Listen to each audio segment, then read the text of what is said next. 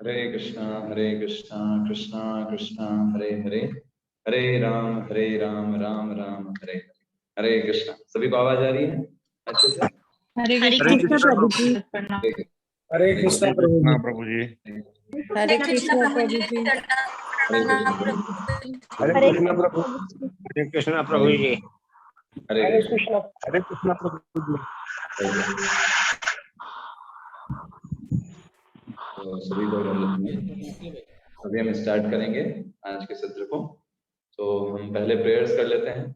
भूमिका में श्रीमद् भगवद गीता यथा रूप में भूमिका से हम आज प्रारंभ कर रहे हैं। भूमिका में जो सर्वप्रथम प्रेयर्स हैं समस्त आचार्यों के हरे कृष्णा प्रभु को हम करेंगे। हरे कृष्ण हरे कृष्ण। तो आप श्रीमद् भगवद गीता की भूमिका में जो प्रेयर्स हैं जस्ट उनको हम रिपीट करेंगे।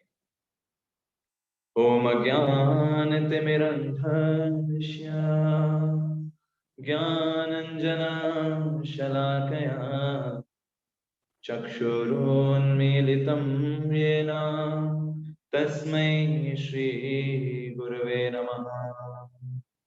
श्रीचैतन्यमनोभीष्टं स्थापितं येन भूतले स्वयं रूप कदा मह्यं ददाति स्वपदान्तिकम्।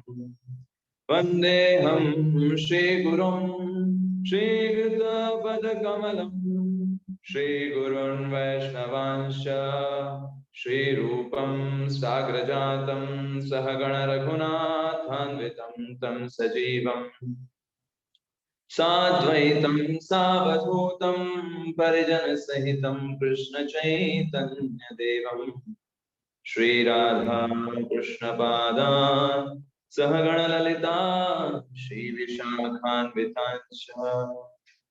हे कृष्ण करुणा सिंधो दीनबंधो जगत्पते गोपेश गोपिका कांत राधा कांत नमोस्तुते।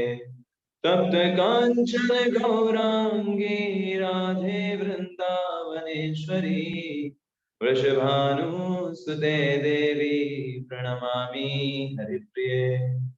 वाञ्छाकल्पतरुभ्यश्च कृपा सिन्धुभ्य एव च पतितानां पावनेभ्यो वैष्णवेभ्यो नमो नमः। जय श्री कृष्ण चैतन्य प्रभु नित्यानंद श्री अद्वैत गदाधर श्रीवासादि गौर भक्तवृंद। हरे कृष्णा कृष्णा कृष्णा हरे हरे, हरे राम राम राम हरे हरे।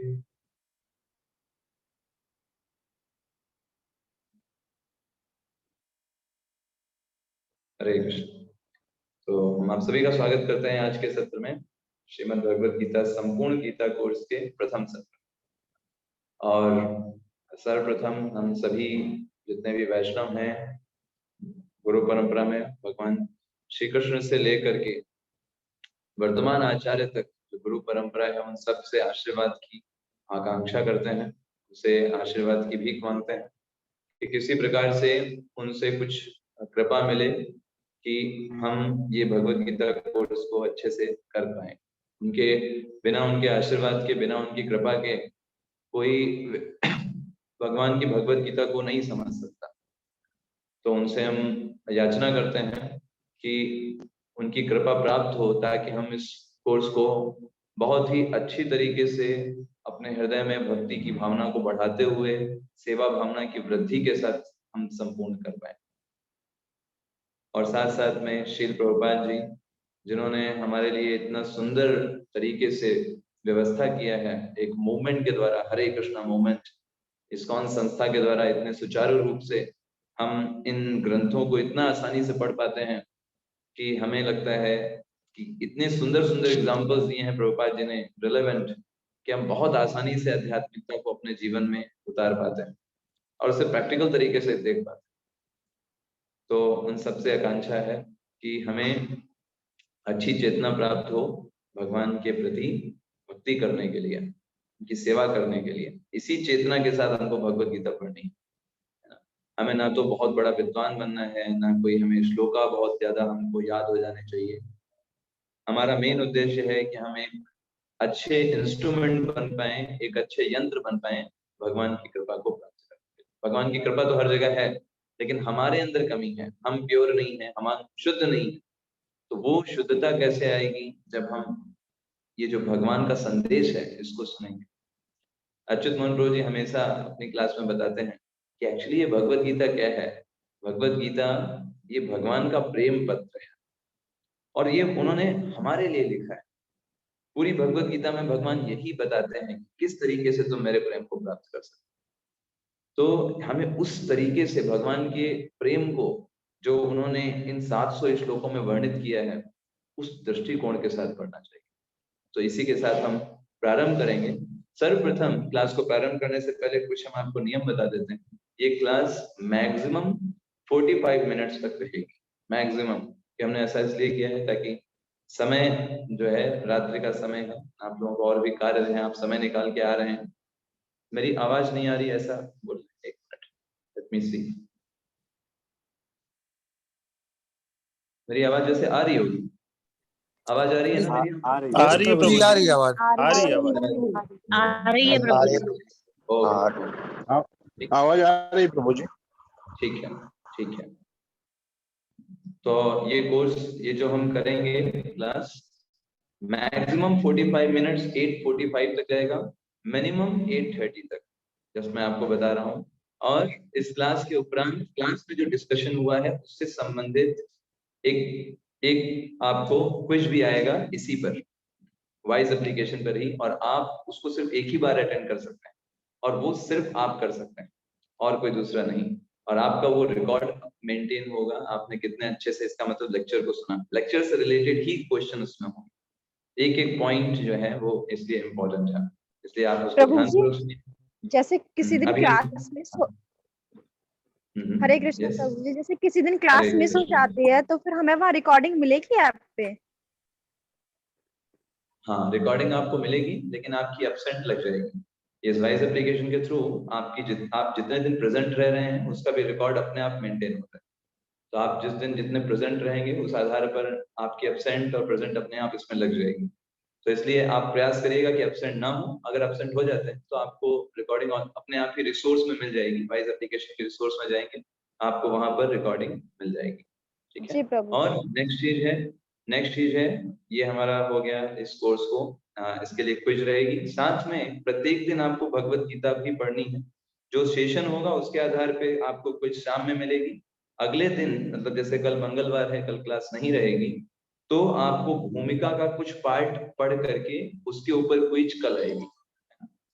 तो मैं आपको मैसेज के थ्रू बता दूंगा डिस्कशन में कि कितना पार्ट आपको भूमिका का पढ़ना है, जिसके ऊपर क्विज कल आएगी, है ना। तो जिस दिन क्लास होगी उस दिन क्विज उस सेशन के आधार पर आधारित होगी। अगले दिन आपके पास वो चांस है, भूमिका आप पढ़ेंगे उतना, और उसके आधार पर अगले दिन क्विज आएगी।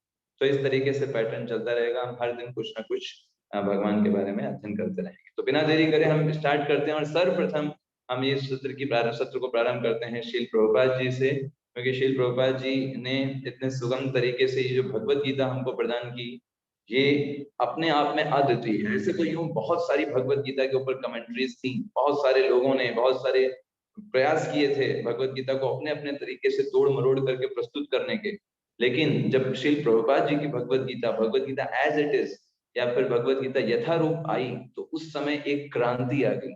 लोग धोती कुर्ता पहनने लग गए, विदेशी लोग डांस करने लग गए, है ना। तो ये क्यों हुआ?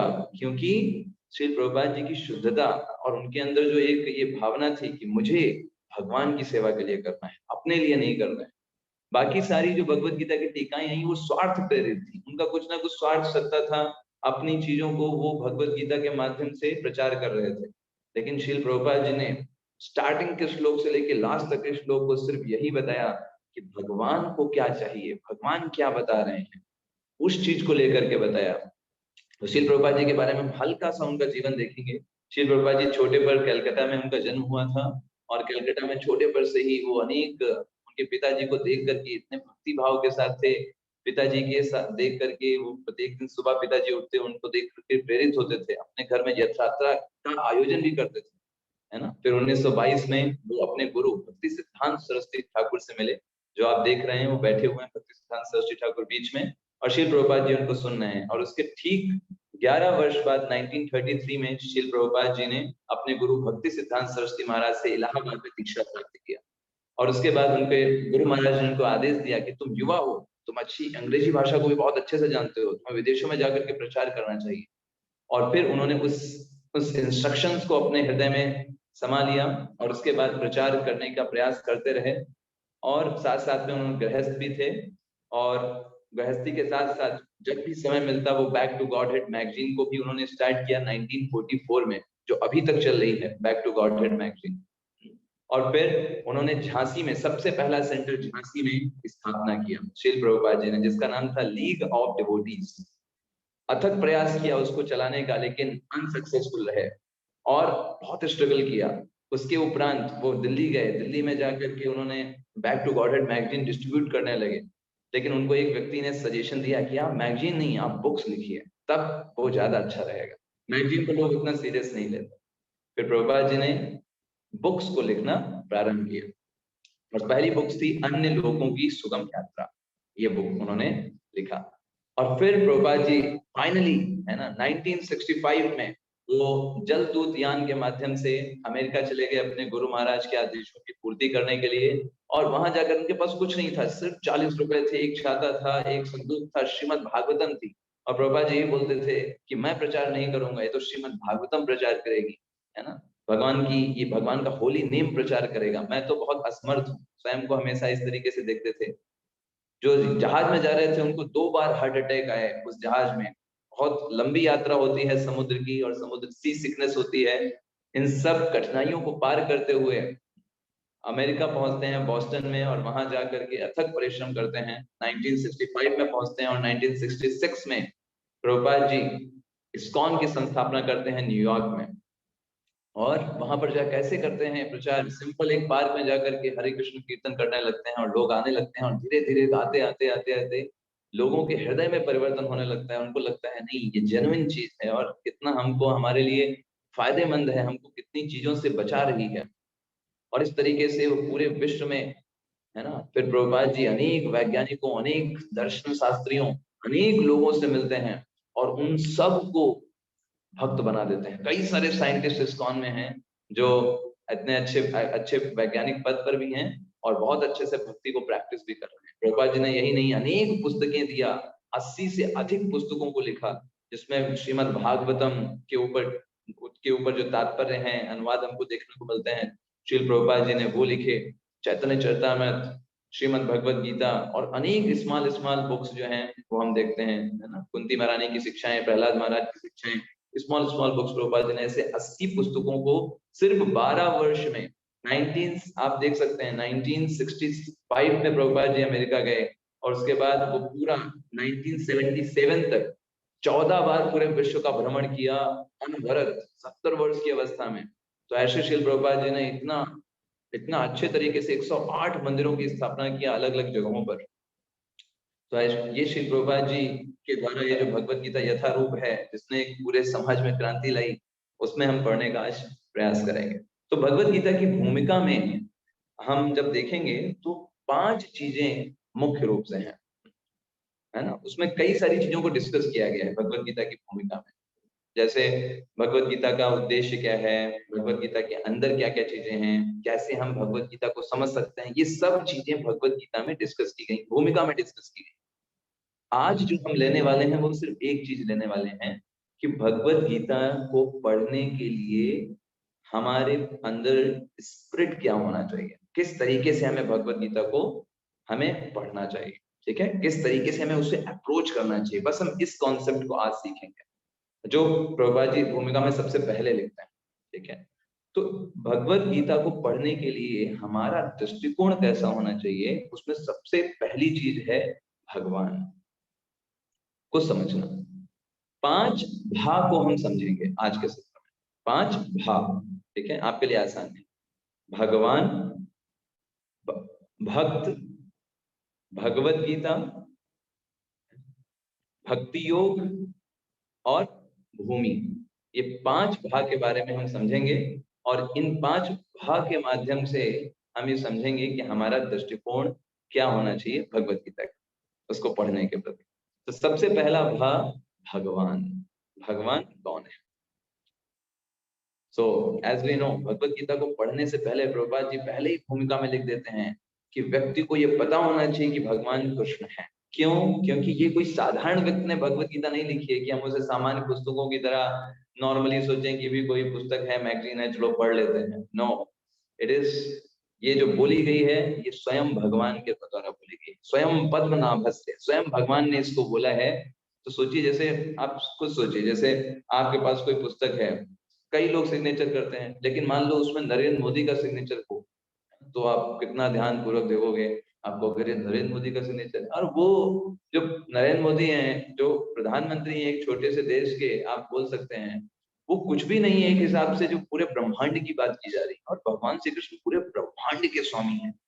वो व्यक्ति जो है परम पुरुष, वो ये भगवत गीता बोल रहे हैं। तो जब उस दृष्टिकोण के साथ हम भगवत गीता को पढ़ेंगे तो हमारा अलग ही दृष्टिकोण रहेगा। तो हमें इस तरीके से सबसे पहला भगवान श्री कृष्ण को समझ करके फिर आगे बढ़ना है। अगर हमारा यही कॉन्सेप्ट क्लियर नहीं है कि भगवान कौन है, हम सारे देवी देवता और सब जितने दुनिया भर के बाबा सबको मान रहे हैं और फिर सोच रहे हैं कि हम भगवत गीता पढ़ेंगे, नहीं, तो भगवत गीता को हम सही तरीके से नहीं पढ़ पाएंगे।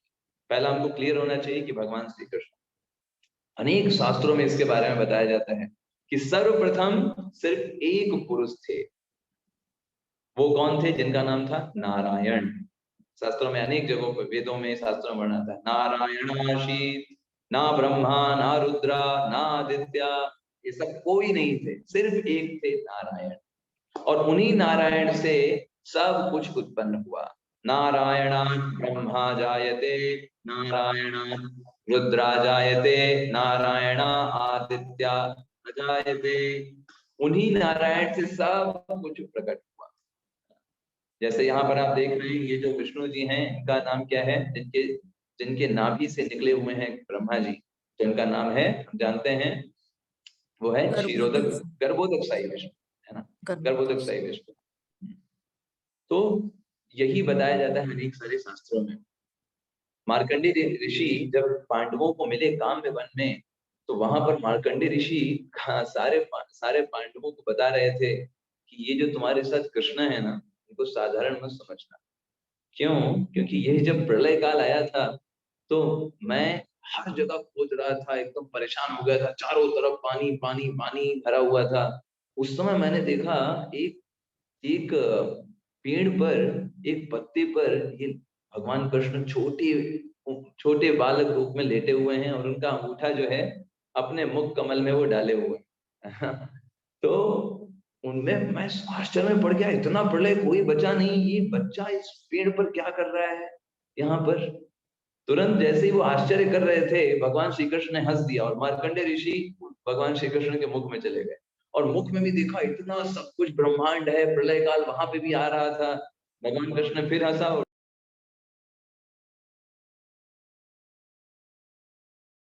ना, फिर वो जो है मार्कंडेय ऋषि जो है वो बाहर आ गए और मार्कंडेय ऋषि ने उस समय बोला कि भगवान आप हैं कौन? उनसे पूछा कि आप कौन हैं, आप बताइए अपने बारे में। तो उन्होंने बताया कि मैं वास्तव में भगवान कृष्ण हूँ और तुम मेरे बहुत अच्छे भक्त हो, मैं तुमको ये इच्छा मृत्यु का वरदान देता हूँ और साथ साथ में तुम्हारी मेमोरी भी कभी भी नहीं जाएगी। ये दो चीजें वरदान मार्कंडेय ऋषि को भगवान श्री कृष्ण ने दिया। तो मार्कंडेय ऋषि पांडवों को बोल रहे थे, इनको साधारण मत समझो, है ना, ये स्वयं भगवान है, ऐसे करके उन्होंने बताया, है ना। ऐसे ही जब पांडव भीष्म पितामह के पास गए, भीष्म पितामह मृत्यु शैया पर पड़े हुए थे, सारे पांडव उनके पास बैठे थे, है ना, बहुत ही रुदन कर रहे थे। तो भीष्म पितामह ने बोला, ये जो कृष्ण जिनको तुम अपना चचेरा भाई, ममेरा भाई मानते हो, अपना कजिन मानते हो, he is not your cousin, वो आदि नारायण है। भागवतम में आता है, भीष्म पितामह ने बताया कि ये आदि नारायण है, नारायण को भी जो प्रकट करते हैं ये वो श्री कृष्ण है, ओरिजिनल विष्णु है ये। तो अब पांडवों को वो उस समय ये सूचित करते हैं, है ना। तो ऐसे करके अनेक जगहों पर आता है। शास्त्रों में बताया जाता है कि पुरुषोत्तम नाम से 3 लोग हैं, इसमें बोलते हैं पुरुषोत्तम। तो सिर्फ पुरुषोत्तम कौन है? वो है भगवान विष्णु, उनको बोलते हैं पुरुषोत्तम। मर्यादा पुरुषोत्तम बोलते हैं श्री राम जी को, क्योंकि उन्होंने पूरे जीवन भर बहुत मर्यादा के साथ अपना जीवन जिया। और भगवान श्री कृष्ण को बोलते हैं पूर्ण पुरुषोत्तम। पुरुषोत्तम, मर्यादा पुरुषोत्तम और पूर्ण पुरुषोत्तम, कंप्लीट मैनिफेस्टेशन। भगवान श्री कृष्ण जो हैं उनमें पूरी तरीके से भगवत्ता के संपूर्ण गुण हैं, इसलिए उनको पूर्ण पुरुषोत्तम बोला जाता है। इसलिए भगवान श्री कृष्ण पूर्ण पुरुषोत्तम। ब्रह्म संहिता में ये श्लोक आता है, ईश्वरः परमः कृष्ण। ईश्वरा मतलब कंट्रोलर, जो नियंत्रक है। तो परम ईश्वर श्री कृष्ण है। सच्चिदानंद विग्रह, उनका शरीर हमारे जैसा शरीर नहीं है, सच्चिद और आनंद से मिलकर के बना हुआ है। अनादिरादिर गोविंद, अनादिर है ना, उनको कोई उत्पन्न करने वाला नहीं है। अनादिर, आदि गोविंदा, वो सबको उत्पन्न करने वाले हैं। सर्व कारण कारणम, और समस्त कारणों के कारण। और गोविंद शब्द यूज किया गया है क्योंकि वो सभी को आनंद प्रदान करने वाले हैं, सभी इंद्रियों को आनंद प्रदान करने वाले हैं, इसलिए गोविंद। तो भगवान के बारे में ब्रह्म संहिता में इस तरीके से बताया गया है, उसके बारे में समझाया गया है।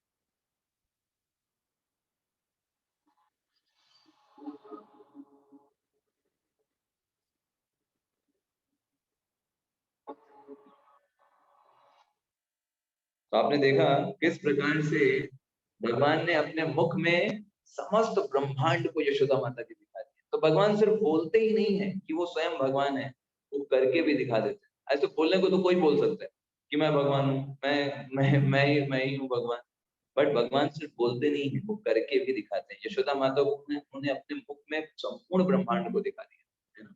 ऐसे ही भगवान पार्थ सारथी जब बने थे अर्जुन के, उनके सारथी बने, इतना इतना भगवान अपने भक्तों से प्रेम करते हैं कि स्वयं पार्थ सारथी भी बन जाते हैं अपने भक्तों को सहायता प्रदान करने के लिए, उनकी रक्षा करने के लिए। ये भगवान कृष्ण की ग्रेटनेस है एक्चुअली। अभी आप देखिए भगवान ने अर्जुन के समक्ष अपने विराट रूप को भी प्रदर्शित किया, है ना, है ना। अपने पूरे, एक तो यशोदा माता को अपने मुख में अपने संपूर्ण विराट ब्रह्मांड को दिखाया, और अर्जुन के समक्ष भी अपने उस ऑपुलेंस को प्रदर्शित किया। तो भगवान सिर्फ बोलते नहीं है। कोई बोले कि भाई हम क्यों माने, हम भी भगवान है ऐसा हम भी बोल सकते हैं, तो उनसे बोलना चाहिए, ठीक है आप अपने मुख में संपूर्ण ब्रह्मांड को दिखा दीजिए, या एटलीस्ट आप प्रकट हो जाइए जैसे भगवान ने अर्जुन के समक्ष अपने विराट रूप को प्रकट किया था। यस, तो इसलिए भगवान जब शब्द आता है उसका मतलब ही यही होता है। भग का मतलब होता है ऐश्वर्य। ऐश्वर्य मतलब जिनसे लोग आकर्षित हैं, उसको बोलते हैं ऐश्वर्य। और भगवान ऐश्वर्य रखते हैं, उनको बोलते हैं भगवान, उनको बोलते हैं भगवान। तो ऐश्वर्य कितने हैं? 6 ही ऐश्वर्य है पूरी दुनिया में, इनसे ज्यादा कोई ऐश्वर्य नहीं। ऐश्वर्य, पहला ऐश्वर्य है सुंदरता, दूसरा धन, तीसरा ज्ञान, चौथा बल, पांचवा प्रसिद्धि, और छठा त्याग। 6 ऐश्वर्य हम देखते हैं। सुंदरता में भगवान से सुंदर कोई नहीं, है ना। भगवान का नाम ही मदन मोहन है। मदन मतलब कामदेव, कामदेव को भी मोहित कर लेते हैं, इतने सुंदर भगवान श्री कृष्ण। धन तो भगवान का नाम ही है लक्ष्मीपति, धन की देवी तो उनकी पत्नी है ना। अब और आगे क्या बताया।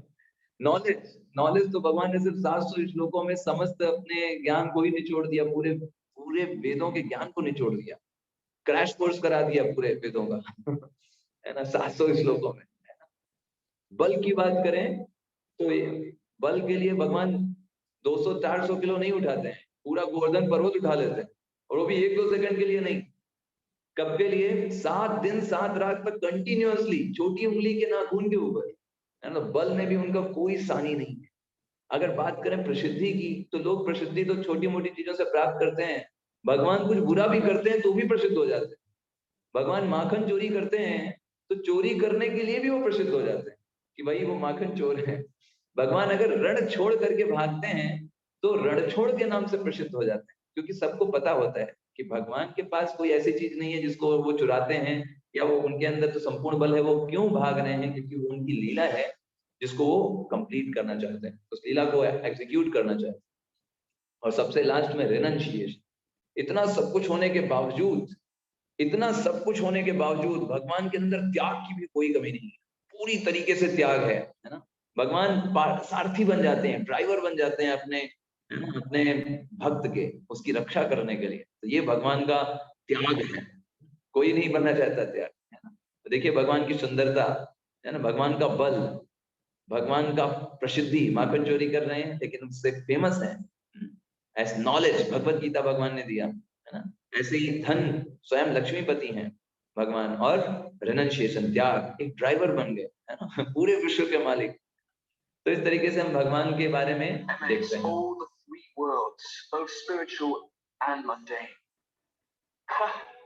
Everything rests in me, Arjun, just as you see pearls hang upon a thread. तो भगवान बता रहे हैं कि हर एक चीज मुझ पर निर्भर करती है अर्जुन। जैसे एक माला में धागा होता है, धागा दिखाई नहीं देता कहाँ पर है, लेकिन वो धागा ही सभी चीजों को समाये रहता है अपने ऊपर। वो नहीं होगा, पूरी उनकी पूरी माला बिखर जाती। भगवान भगवत गीता में भी 7वें अध्याय के 7वें श्लोक में इसी बात को बताते हैं। मत्तः परतरं नान्यत् किंचिदस्ति धनंजया मयि सर्वमिदं प्रोक्तम् सूत्रे मणिगणा इव। जिस प्रकार से एक धागा होता है वो समस्त माला को धारण करके रखता है, ऐसे ही मैं ही इस पूरे विश्व को धारण करके रखता हूँ। अगर मैं नहीं हूंगा तो ये पूरा विश्व सब इधर तितर बितर हो जाएगा, ऋतुएं नहीं होंगी, दिन रात नहीं हो पाएंगे। इतनी सुंदर व्यवस्था मेरे कारण है। जैसे माला में कितनी सुंदर व्यवस्था होती है फूलों की, है ना? तो इस तरीके से हम यहाँ पर समझ सकते हैं इस बात को बहुत अच्छे से। भगवान यहाँ पर इसी को बता रहे हैं।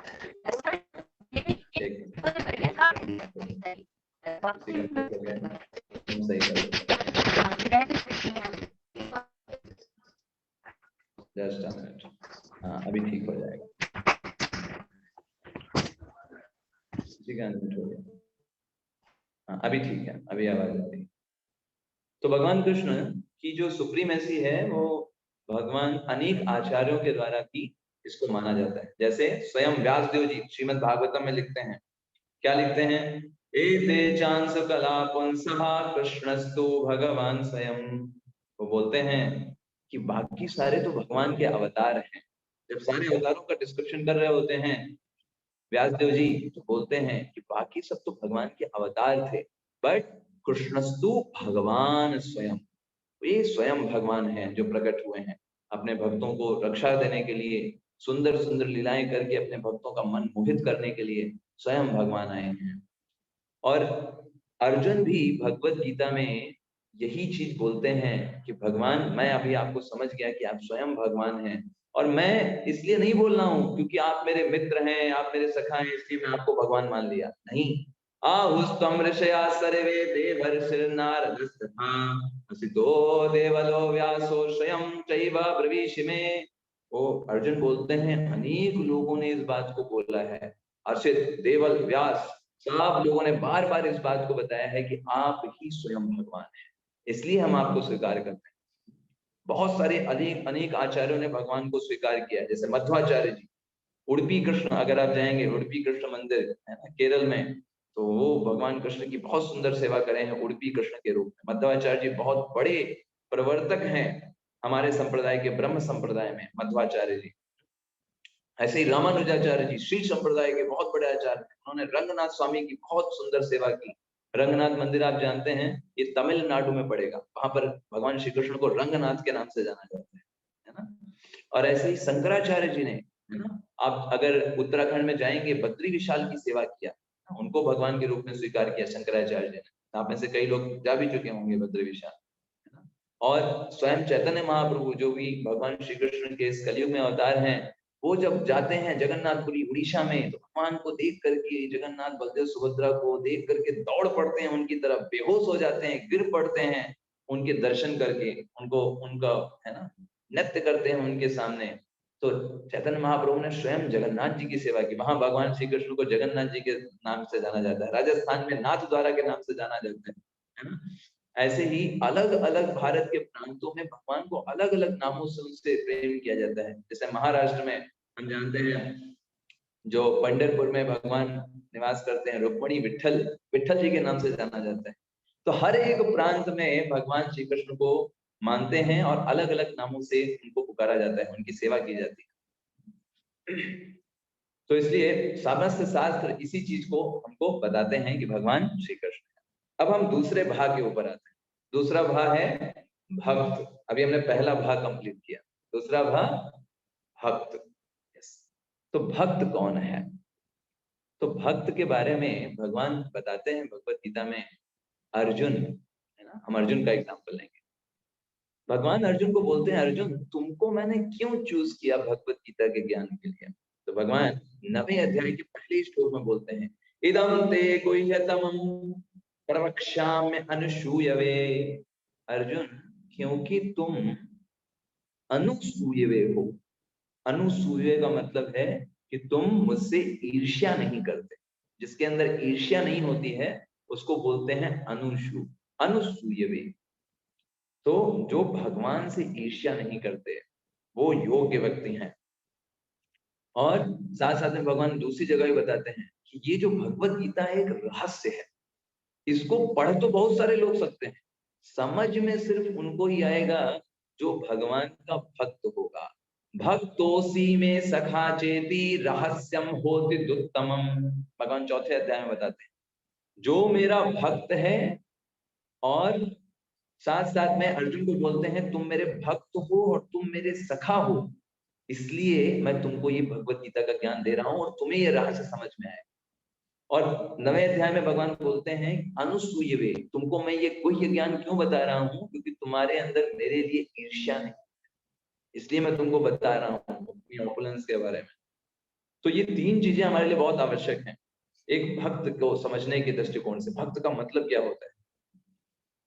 अब देखिए यहाँ पर अर्जुन की स्पिरिट क्या है, अर्जुन किस भावना के साथ एक्सेप्ट कर रहे हैं भगवान को। उन्होंने भगवान को समझा और फिर उनके साथ अपने संबंध को डेवलप किया। हमें पता है अर्जुन ने सख्य भाव में अपने भगवान के साथ जो संबंध था वो उनके साथ सख्य भाव में था। बाद में उन्होंने उनको गुरु के रूप में स्वीकार किया। ऐसे ही शास्त्रों में अनेक लोग ऐसे हैं जो भगवान के इस रहस्य को जानते हैं। उनको अगर हम फॉलो करेंगे हम भी चीजों को अच्छे से समझ सकते हैं, अदरवाइज हम स्वयं के प्रयास से भगवत गीता को नहीं समझ सकते। जैसे हम जानते हैं है ना, सुदामा जी जो है भगवान के सख्य भाव में है, तो भगवान कितना उनकी अच्छे से सेवा करते हैं और उनको कितना प्रेम करते हैं सुदामा जी को, है ना, सुदामा जी को। ऐसे ही हम जानते हैं 12 महाभागवत ऐसे लोग हैं जो अनेक अनेक जगहों पर भगवान के इस भक्ति योग के रहस्य को बताते हैं। कपिल है ना, कपिल जी है ना, प्रहलाद, नारद, जनक, यम है ना, यमराज जी, बलि महाराज, भीष्म, ब्रह्मा जी, भगवान शिव है ना, सुखदेव जी, ये सब बोले गए हैं महाजन। इनको क्या बोला गया है? महाजन। महाजन क्यों? क्योंकि ये भक्ति के रहस्य को जानते हैं कि भक्ति का मतलब क्या है ना। बाकी लोग रहस्य नहीं जानते, वो शास्त्रों के मर्म में उलझ जाते हैं, लेकिन ये लोग शास्त्रों के मर्म को जानते हैं। इनकी शिक्षाओं को अगर हम फॉलो करेंगे, ये जिस मार्ग से चल रहे हैं उनको अगर हम अनुसरण करेंगे तो हम भी इस रहस्य को समझ सकते हैं। जैसे आपने एटीएम देखा है, आप अगर एटीएम रास्ते पे पा गए, आप उससे पैसे नहीं निकाल सकते क्योंकि एटीएम में कोड रहता है, वो कोड पता होना चाहिए, है ना। ठीक ऐसे ही भगवत गीता सबके पास हो सकती है, समझ में सबको नहीं आएगी। समझ में तब आएगी जब हमारा दृष्टिकोण सही होगा, एक भक्त का, एक विनम्रता का दृष्टिकोण होगा। अर्जुन ने इसलिए दूसरे अध्याय के 7वें श्लोक में विनम्र होकर भगवान श्री कृष्ण के को अप्रोच किया कि भगवान कार्पण्य दोषो अपहत स्वभावा प्रक्षामि त्वाम धर्म सम्मूढ़ चेता। मैं कृपण हो गया हूँ, मेरे अंदर कोई योग्यता नहीं है ना। इस तरीके से उन्होंने भगवान श्री कृष्ण से पूछा और उनको अप्रोच किया। तो भगवान श्री कृष्ण अपने भक्तों की रक्षा के लिए कुछ भी कर सकते हैं, कुछ भी कर सकते हैं। भगवान भगवत गीता में स्वयं बोलते हैं कि मेरे भक्तों को मैं खुद तारण करता हूँ। बाकी जो ज्ञानी योगी लोग हैं उनको खुद के ऊपर भरोसा होता है, लेकिन मेरे भक्त को मेरे ऊपर भरोसा होता है और उसके भरोसे को मैं अप्लाई करता हूँ।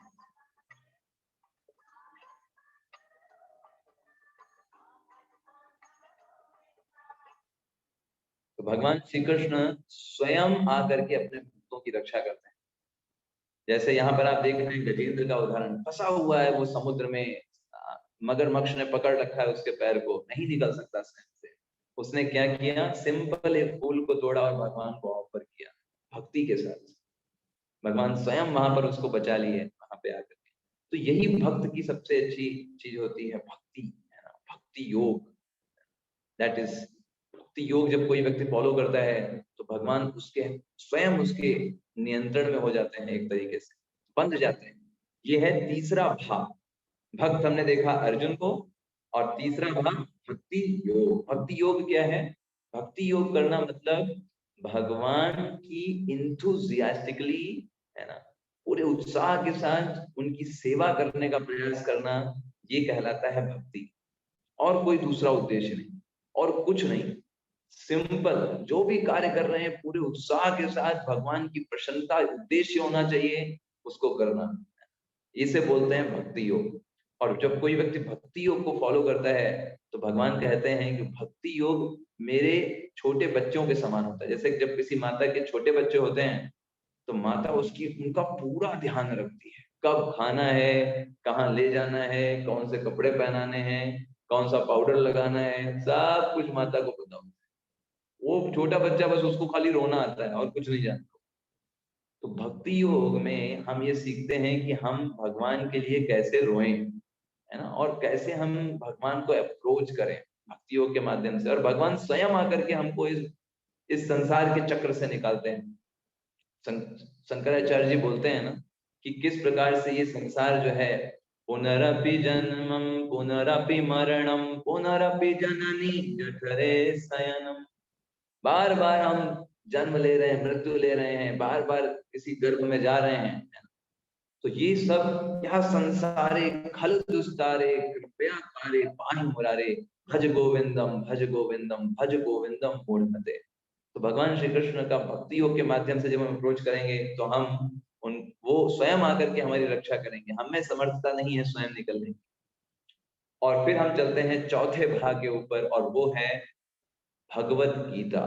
तो भगवत गीता जो ग्रंथ है ये अपने आप में बहुत विशेष ग्रंथ है। समस्त शास्त्रों का निचोड़ भगवान ने भगवत गीता में बता दिया है। भगवत गीता को अनेक लोगों ने इसको रिकमेंड किया है, स्वयं पढ़ा है और लोगों को बोला है। चाहे वो बड़े से बड़े पॉलिटिशियन रहे हों, महात्मा गांधी, है ना, जैसे राधा कृष्णन, बड़े से बड़े दार्शनिक रहे हों शंकराचार्य जी, बड़े से बड़े भक्त रामानुजाचार्य जी, बड़े से बड़े वैज्ञानिक रहे हों, ओपेनहाइमर जिन्होंने परमाणु बम को एक तरीके से बनाया, और साथ साथ में आइंस्टीन स्वयं भगवत गीता के ऊपर उन्होंने न जाने कितने स्टेटमेंट बोले हैं, है ना, और बड़े से बड़े वैज्ञानिक जैसे न्यूटन, ये सब भगवत गीता को पढ़े हैं और रिकमेंड भी की है ना। भगवत गीता इसलिए बहुत यूजफुल है हमारे लिए, बहुत यूजफुल है। लेकिन जो लोग भगवान के भक्त नहीं है वो उनको नहीं समझ सकते। जैसे जो मायावादी लोग होते हैं वो क्या बोलते हैं, वो बोलते हैं कि भगवान कृष्ण भी माया ही है। ऐसे लोग जो भगवान को नहीं मानते, उनको भी माया का ही एक स्वरूप मानते हैं, वो भी सोचते हैं भगवान कृष्ण भी हमारी तरह ही एक मनुष्य हैं, जिनको कुछ शरीर मिला था, फिर शरीर छूट गया, चले गए। ऐसे मायावादी लोग जो भगवान श्री कृष्ण को स्वीकार नहीं करते, वो भगवत गीता को ठीक उतना ही ज्ञान ले पाएंगे जैसे एक मधुमक्खी बंद शहद को, बंद बोतल के शहद को चख पाएगी। अगर बोतल आपने बंद कर रखा है शहद का, कुछ भी उसमें चख नहीं सकते आप। ऐसे ही जो लोग भगवान कृष्ण को स्वीकार नहीं करते, उनको सिर्फ एक मनुष्य मानते हैं या एक महापुरुष मानते हैं, ऐसे लोग भगवत गीता को नहीं समझ सकते। उसके लिए उनको पहले ये बेसिक अंडरस्टैंडिंग को डेवलप करना होगा, उसके बिना कुछ नहीं हो सकता। जैसे आप स्कूल में जाते हैं ना, तो पहले आपको एबीसीडी पढ़ाई जाती है। कोई बोले हम एबीसीडी नहीं पढ़ेंगे, हमको सीधे पीएचडी में एडमिशन दिलाओ, नहीं हो सकता। पहले आपको एबीसीडी पढ़ना होगा, उसके ऊपर ही सब कुछ आधारित है। तो जब अगर बेस ही खराब है तो आगे पढ़ने का कोई मतलब नहीं। ठीक इसी प्रकार अगर भगवत गीता के प्रारंभ करने से पहले हमको यही नहीं पता है कि भगवान कौन है और भगवान को हम सामान्य मनुष्य मान रहे हैं, तो फिर हम भगवत गीता का असली अर्थ नहीं समझ पाएंगे, बिल्कुल नहीं समझ पाएंगे। और कई सारे भगवत गीता के टीकाकार हैं जो ऐसा बोलते हैं कि भगवत गीता को एक सिंबॉलिक तरीके से रिप्रेजेंट करते हैं। कहते हैं 5 पांडव कोई नहीं है, हमारे 5 इंद्रियां ही 5 पांडव, और कोई नहीं है ना। और कुरुक्षेत्र और कुछ नहीं है, हमारा शरीर ही कुरुक्षेत्र है। 5 इंद्रियां जो है पांडव हैं और भगवान कृष्ण जो है वो परमात्मा रूप में हैं। ऐसे करके वो सिंबॉलिक रूप से रिप्रेजेंट करते हैं। ऐसे लोग कभी भी भगवत गीता के मर्म को नहीं समझ सकते। हम स्वयं जानते हैं कुरुक्षेत्र एक भूमि है, that is the fifth part of our session, that is भा फॉर भूमि। कुरुक्षेत्र स्वयं एक भूमि है, एक जगह है, एक जगह का नाम है। आप देखेंगे कुरुक्षेत्र नाम का स्टेशन भी है ना। वहां पे ज्योतिषर नामक जगह है जहां पर ये भगवत गीता संपन्न हुई, जहां पर स्वयं भगवान श्री कृष्ण ने भगवत गीता अर्जुन को बोली 5000 साल पहले। अभी अगर हम बात करें वैज्ञानिक विज्ञान की, तो वैज्ञानिक दृष्टिकोण से भी द्वारका शहर को एक्सकेवेट किया गया, पाया गया। डॉक्टर एस राव है नाम के वैज्ञानिक, जिन्होंने एक पूरा रिसर्च किया, मैं आपको लिंक भी शेयर करूंगा। उन्होंने पूरा रिसर्च किया, द्वारका सिटी को पाया, गुजरात में समुद्र के अंदर दबा हुआ पूरा का पूरा शहर पाया, और उन्होंने पाया एग्जैक्टली वो सेम चीजें मैच करती हैं जो श्रीमद् भागवतम में वर्णित है। तो ये कोई ऐसा नहीं है कि सिंबॉलिक था, कोई था नहीं, बस एक कहानी बना दी गई। ये सब कुछ वास्तविक था, वो जगह आज भी है, और वो द्वारका शहर भी एग्जीक्यूट किया गया। अभी आपको पता हो एक जो रिसेंटली एक मूवी आई है जिसका नाम है कार्तिकेय 2 करके, वो मूवी इसी के ऊपर बेस्ड है कि कैसे जो द्वारका नगर है वो एग्जैक्टली था, एग्जीक्यूशन में क्या निकला। तो ये वास्तविकता है, कोई सिंबॉलिक नहीं है कि कुछ हमको सिखाने के लिए बस कुछ भगवत गीता मनगढ़ंत कर दिया गया है। Not like that, this is real thing, है ना। वो अभी भी वो जगह है, इस चीज को हमको समझना है ना। और तो अगर जब कोई व्यक्ति इस तरीके से चीजों को ग्रहण करेगा तब वो भगवत गीता के मर्म को समझ पाएगा। तो आज हमने आपसे क्या आपको क्या बताया, 5 चीजों के बारे में बताया, उसको हम जल्दी से रिकैप कर देंगे। पहला, भगवान। सिंपल शब्दों में भगवान का मतलब जिनसे प्रत्येक चीज आई है वो किसी से नहीं आया। जैसे एक रेलगाड़ी के डिब्बे होते हैं, तो हर डिब्बा चल रहा है, पूछेंगे भाई इसको बल कहाँ से मिल रहा है, अगले डिब्बे से, उसको कहाँ से मिल रहा है, अगले डिब्बे से, लास्ट में पहुंचेंगे इंजन के पास, इंजन को बल कहाँ से मिल रहा है, तो इंजन को कोई बल नहीं दे रहा, वो तो खुद से ही है। ठीक ऐसे ही आप एक एक करके पीछे जाते जाएंगे तो आप पाएंगे लास्ट में भगवान श्री कृष्ण अनादिर आदिर, उनका कोई आदि नहीं है, वो सबके आदि हैं। ये भगवान श्री कृष्ण है ना। और दूसरा फिर हमने देखा भक्त, भक्त मतलब अर्जुन, अर्जुन मतलब भक्त का मतलब है कि जो भगवान से ईर्ष्या नहीं करते, जो भगवान के सखा हैं, जो भगवान की प्रेममयी सेवा करना चाहते हैं, ऐसे लोग भक्त कहलाते हैं। ये 3 क्वालिफिकेशन भगवान कहते हैं, और इसीलिए भगवान 18वें अध्याय के 55वें श्लोक में बताते हैं, भक्त्या माम अभिजानाति यावन्यश्चामि तत्त्वतः ततो माम तत्त्वतो ज्ञात्वा विशते तदनंतरम। भगवान बोलते हैं भक्ति के माध्यम से ही मुझे जाना जा सकता है। अगर कोई व्यक्ति भक्ति नहीं कर रहा, वो बहुत बड़ा ज्ञानी योगी हो, वो मुझे नहीं समझ सकता। भक्ति होनी चाहिए उसके हृदय में, भावना होनी चाहिए कि मैं भगवान का दास हूँ, ये भावना होनी चाहिए। फिर हमने तीसरा भाव देखा भक्ति योग। भक्ति योग मतलब वो प्रक्रिया जिसमें हम भगवान की सेवा करना चाहते हैं, है ना। नवधा भक्ति है जिसमें श्रवणम कीर्तनम स्मरणम पाद सेवनम अर्चनम वंदनम दास्यम सांख्यम आत्मनिवेदनम। भगवान की 9 विधाओं से हमको प्रसन्न करने की इच्छा है। इसलिए प्रभुपाद जी ने भक्ति की डेफिनेशन, भक्ति का अर्थ डिवोशन नहीं दिया।